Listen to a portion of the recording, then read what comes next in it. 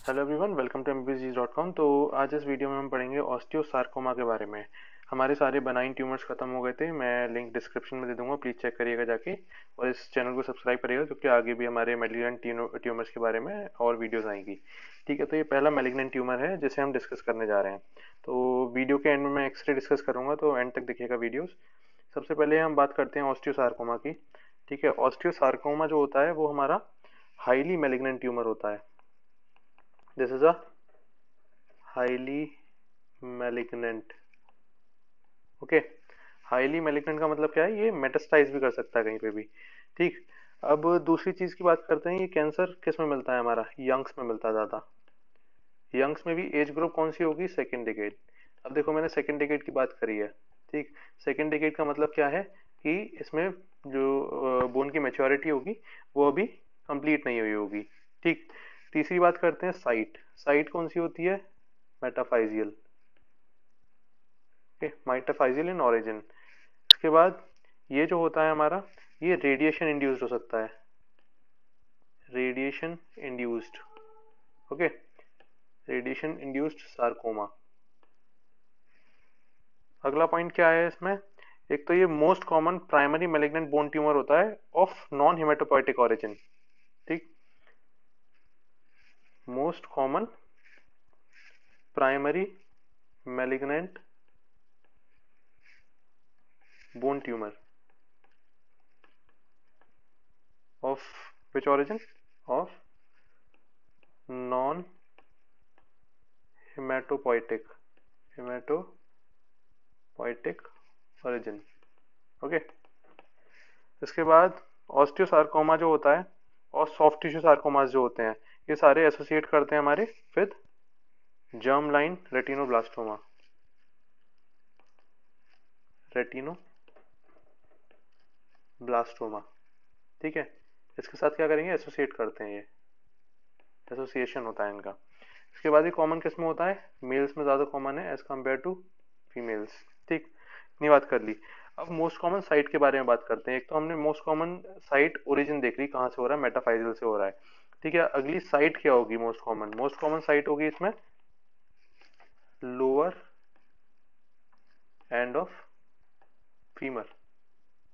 ठीक है, lower end of femur इसमें अगली साइट होगी। अब इसके कुछ टाइप्स होते हैं।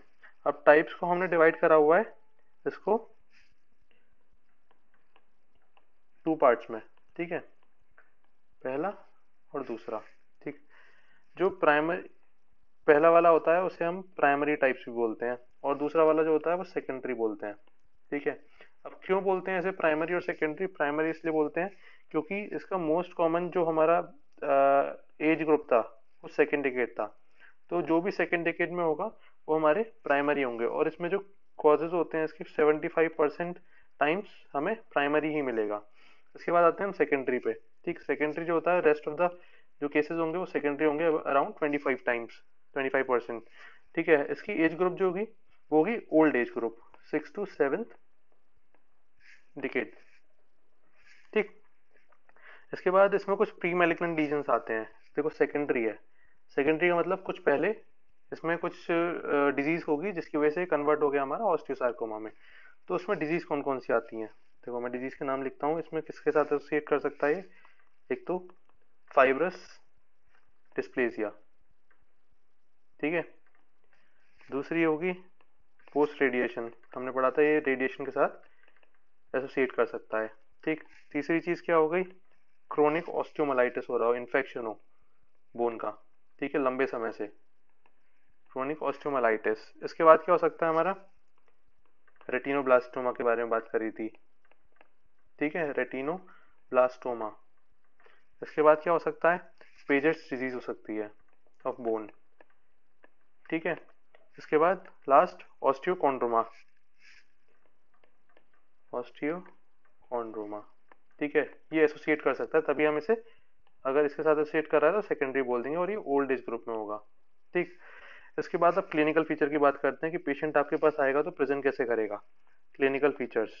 ठीक है, तो सबसे पहले वो कंप्लेन करेगा कि उसे नाइट पेन होता है बोन पेन, लेकिन रात के समय होता है नाइट पेन। ठीक। दूसरी चीज क्या करेगा, उसे पैथोलॉजिकल फ्रैक्चर्स हो सकते हैं, ठीक है, पैथोलॉजिकल फ्रैक्चर हो गया। इसके बाद हम बात करते हैं इन्वेस्टिगेशंस की। ठीक, अब इन्वेस्टिगेशन हम क्या कराएंगे इसमें, सबसे पहली इन्वेस्टिगेशन किसी भी बोन ट्यूमर की होती है हमारी एक्सरे। ठीक, तो इसमें एक्सरे करा के देखेंगे। अब हम एक्सरे डिस्कस करेंगे ऊपर वाले। ठीक, तो इसमें कुछ हमें अपीयरेंस मिलते हैं, कुछ हमें साइंस मिलते हैं। ठीक है, तो सबसे पहली चीज जो होती है वो होती है हमारी पेरियोस्टियल रिएक्शन होती है अलोंग विथ शार्पीज लाइन। ठीक है, तो पेरियोस्टियल रिएक्शन होती है इसमें, ठीक है, अलोंग विथ शार्पीज फाइबर। ठीक है, तो इसमें कुछ हमें अपीयरेंस मिलेगा, उसे हम क्या बोलते हैं, सन रे या फिर सनबर्स्ट अपीयरेंस। ठीक, अभी दिखा दूंगा मैं आपको सन रे और सनबर्स्ट कैसे बोलते हैं, अभी दिखाऊंगा, तो वीडियो एंड तक देखिएगा। सन रे और सनबर्स्ट। ठीक, पहली तो हमारी ये हो गई। अब हम दूसरी चीज के बारे में बात करते हैं जो इसमें हमें मिल सकती है। ठीक, तो दूसरी चीज हमें क्या मिलेगी इसमें, पेरियोस्टल एलिवेशन मिलेगा। पेरियोस्टल रिएक्शन की बात कर ली, अब ये जो पेरियोस्टियम होगी ये एलिवेट कर रही होगी, पेरियोस्टियल एलिवेशन। ठीक, अब इसकी वजह से भी हमें कुछ साइन प्रेजेंट करेगा ये। ठीक है, तो इसमें हमारा क्या बन जाता है, कॉडमैन्स ट्रायंगल बन जाता है। ठीक, कॉडमैन्स ट्रायंगल। ठीक है, तो इसमें हमारे दो चीज हो गई, एक तो कॉडमैन्स ट्रायंगल हो गया, ठीक, और दूसरी चीज क्या हो गई हमारी, सनरे अपीयरेंस हो गया। ठीक है, सनरे या सनबर्स्ट अपीयरेंस। इसके बाद अब इसमें ट्रीटमेंट क्या करेंगे, या पहले आपको एक्सरे दिखा देते हैं। पहले एक्सरे देखिए, ये है हमारा एक्सरे। ठीक, ये सबसे पहले कॉडमैन्स ट्रायंगल दिखाया है मैंने आपको। कॉडमैन्स ट्रायंगल क्या था, हमारा पेरियोस्टियल एलिवेशन हो जाती है, तो पेरियोस्टियल रिएक्शन हो रही होती है, जिसकी वजह से क्या होता है, ये जैसे पेरियोस्टियल रिएक्शन हो रही है नीचे। ठीक है, ये पूरी पेरियोस्टियल रिएक्शन है, जिसकी वजह से हमारी जो पेरियोस्टियम होती है ये एलिवेट हो जाती है। ये पूरी पेरियोस्टियम ऐसे जानी थी, ठीक है, अब क्या हुआ, रिएक्शन हुई नीचे तो पेरियोस्टियम एलिवेट हो गई, तो एक हमारा ट्राइंगल बन गया ये। ठीक, इस ट्राइंगल को क्या बोलेंगे हम, पूरे ट्राइंगल को कॉडमैन्स ट्राइंगल। ठीक है, ये क्या हो गया, कॉडमैन्स ट्राइंगल। अब हम अगले एक्सरे की बात करते हैं। ठीक है, अगला एक्सरे क्या है, ये है अगला एक्सरे। इसमें आपको क्या दिख रहा है कि पेरियोस्टियल रिएक्शन हो रही है बहुत ज्यादा। ठीक है, अलोंग विथ शार्पेस्ट फाइबर। तो इसमें क्या हुआ, ये आपकी एलिवेट कर रही है, पूरी रिएक्शन हो रही है, तो एक सन की तरह आपको रेज मिली, जैसे सन होता है, जैसे ये सन है। ठीक, आपको रेज होती है चारों तरफ, तो इसलिए ऐसे ही हमें ये चीज मिल रही है, तो इसे क्या बोलते हैं हम, सन रे अपीयरेंस या सनबर्स्ट अपीयरेंस। ठीक, तो ये तो हमारे हो गए एक्सरेज। ठीक, इसके बारे में अब हम बात करेंगे कि हम ट्रीटमेंट क्या देंगे इनको, पेशेंट्स को। अब हम बात करते हैं ट्रीटमेंट की। तो ट्रीटमेंट में सबसे पहले T10 प्रोटोकॉल चलता है इसमें, T10 प्रोटोकॉल। ठीक है, ये T10 प्रोटोकॉल होता क्या है, सबसे पहले हम इसमें देंगे पेशेंट को कीमोथेरेपी, क्योंकि हमें पता है क्या है, मैलिग्नेंट ट्यूमर है, तो सबसे पहले कीमोथेरेपी से स्टार्ट करेंगे। कीमोथेरेपी से हमारा फायदा क्या होगा कि इसका जो ट्यूमर का साइज है वो डिक्रीज हो जाएगा, डिक्रीज साइज ऑफ ट्यूमर। ठीक है, अब इसमें हम ड्रग कौन सी देंगे, मेथोट्रेक्सेट। ठीक, इसके बाद दूसरी चीज, हमने कीमोथेरेपी दे दी, अब हमें क्या करना है, अब हमें एक्सीजन करना है, अब हमें इसे निकालना है, एक्साइज करना है। ठीक, एक्सीजन कर देंगे इसका। तो एक्सीजन करते हैं, ये पहले हमें परसेंटेज ऑफ नेक्रोसिस कैलकुलेट करनी होती है कि कीमोथेरेपी के बाद क्या होगा, हमारी जो ट्यूमर होगा वो नेक्रोस करेगा। ठीक है, तो अगर उसमें 95% से ज्यादा नेक्रोसिस है, ठीक है, नेक्रोसिस, तो हमें क्या करना होगा, उसमें कीमो सेंसिटिव ट्यूमर है, हमें पता चल जाएगा कि कीमोथेरेपी काम कर रही है, इसलिए कीमो सेंसिटिव ट्यूमर हो गया। ठीक, मैं CS लिख देता हूँ, कीमो सेंसिटिव ट्यूमर है ये। ठीक, लेकिन अगर नेक्रोसिस 95% से कम है इसमें, ठीक है, तो क्या हुआ, कीमो रेजिस्टेंस हो गया, तो यहाँ पे कीमो रेजिस्टेंस ट्यूमर है। ठीक, सेंसिटिव नहीं है, कीमोथेरेपी काम नहीं कर रही है, तो इसमें हमें क्या करना होगा, एक्सरसाइज करने के बाद अगर 95% से ज़्यादा नेक्रोसिस है तो हम एक्सरसाइज करने के बाद क्या करना होगा, पोस्ट ऑप कीमोथेरेपी दे देंगे उसे दोबारा से, ठीक है, क्योंकि पता है हमें कीमोथेरेपी काम कर रही है, तो पोस्ट ऑप कीमोथेरेपी, ठीक है, तो ये हमें देनी होगी बाद में।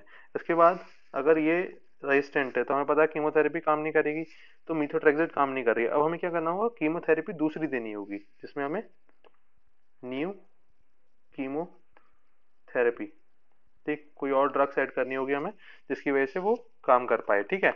इसके बाद अब हमने ट्रीटमेंट कर लिया, अब हमें पता होना चाहिए कि इसमें सर्वाइवल कितना होगा, ठीक है, ट्रीटमेंट के बाद इंसान जिंदा रहेगा, कितने टाइम तक जिंदा रहेगा, ठीक है। तो इसमें 70% जो केसेस होते हैं उसमें हमें क्या मिलता है, मोर देन 5 ईयर सर्वाइवल मिलता है, which is very good, more than 5 year survival, ठीक। अब ये जो कीमोथेरेपी हमने दी थी, यहाँ पे हमने एक तो बात करी थी कि साइज कम हो रहा है, ऊपर से इसकी वेस्कुलैरिटी भी कम कर देगा ट्यूमर की, ठीक है।